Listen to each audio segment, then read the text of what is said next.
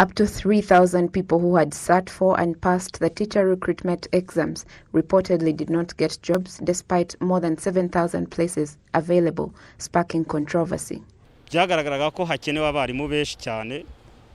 It was clear that they needed many teachers, according to the figures they were announcing, and we thought that a person who got 80% in the exam would be among the first to be recruited, only to be shocked when the recruitment process began that people in the 90% range were not getting jobs. I sat for the exam in 2019 in Kayonza district and got 73%. Afterwards, other exams were announced and they said people who had passed the first exams did not have to sit again, so I didn't bother, thinking they would start with the waiting list of 2019.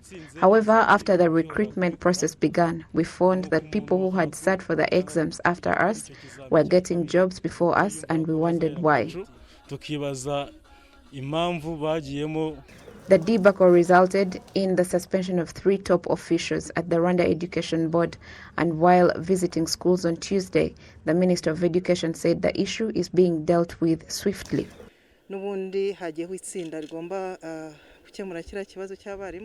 In any case, a task force has been established to resolve the problem of teachers so that it is settled before the end of this week, and the teachers have been allocated to their places.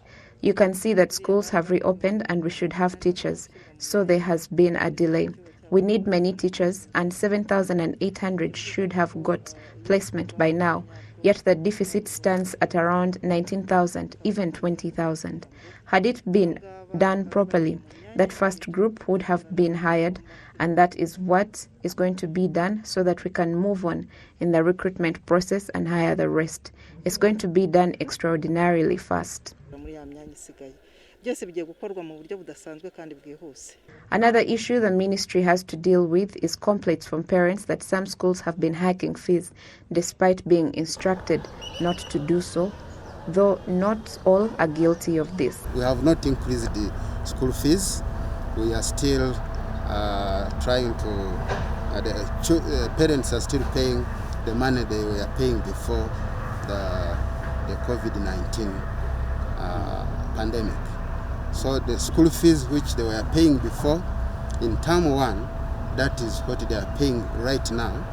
And even if we have some other expenses like the amount of water we are using and sanitizers and even temperature guns at the gates. So, but the amount of money remained the same, have not yet increased.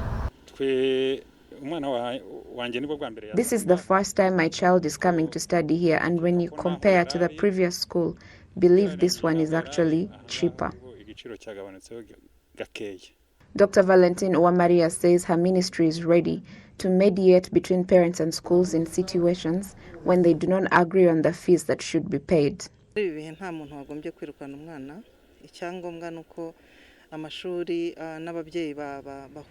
No one should turn away a student during such times, and it's important for parents and schools to engage in dialogue because all parties have felt the negative effects of the pandemic. We will continue to try to bring both sides when necessary. As the government, we have repeatedly instructed that no public schools are to increase their school fees, that they are to charge what was paid during the first term, and the same applies for private schools as well. We have, however, got complaints from many parents saying some schools have been hiking prices, and we will show them that it is not fair to do so.